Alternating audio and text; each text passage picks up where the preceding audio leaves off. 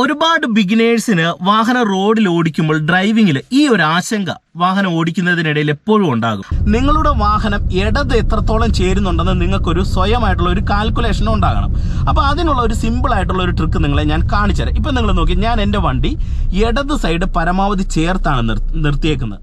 അപ്പം എൻ്റെ വണ്ടി പരമാവധി ഇടത് ചേർന്നാണ് നിൽക്കുന്നതെന്ന് നിങ്ങൾക്ക് ഡ്രൈവിംഗ് സീറ്റിൽ നിന്ന് അത് മനസ്സിലാക്കണം. അതായത് നിങ്ങൾ ഓടിച്ചു വരുന്ന സമയത്ത് നിങ്ങളുടെ വണ്ടി പരമാവധി ഇടതാണെന്ന് മനസ്സിലാക്കണം.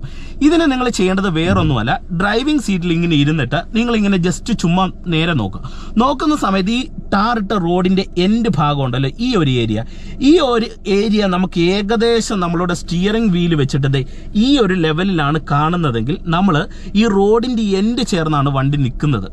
അപ്പം നിങ്ങൾ ഒതുക്കുന്ന സമയത്ത് ഏകദേശം ഈ ഒരു ലെവലിൽ നിങ്ങൾ ഒരു വാഹനം നിങ്ങൾ ലെഫ്റ്റ് സൈഡ് ചേർത്ത് നിർത്തി കഴിഞ്ഞാൽ പരമാവധി നിങ്ങളുടെ വണ്ടി ലെഫ്റ്റ് സൈഡ് ചേർന്ന് ആ റോഡിനോട് ചേർന്ന് ആ കട്ടിങ്ങിനോട് ചേർന്നാണ് നിങ്ങളുടെ വണ്ടി നിൽക്കുന്നതെന്ന് മനസ്സിലാക്കുക. ഇനി എനിക്ക് ഈ വണ്ടി ഇച്ചിരി കൂടെ ലെഫ്റ്റ് സൈഡ് ചേർത്ത് നിർത്തണമെന്ന് കരുതുക. ഇപ്പോൾ ഉദാഹരണം പറയാം, എനിക്ക് ഇവിടെ ഞാൻ ഫസ്റ്റ് ഗിയർ കൊടുത്ത് വണ്ടി എടുത്ത് ചെറിയ കയറ്റമാണ്, ഞാൻ എന്ത് ചെയ്യുന്നു, ഇങ്ങോട്ട് എൻ്റെ വണ്ടി ചേർത്ത് നിർത്താണ്.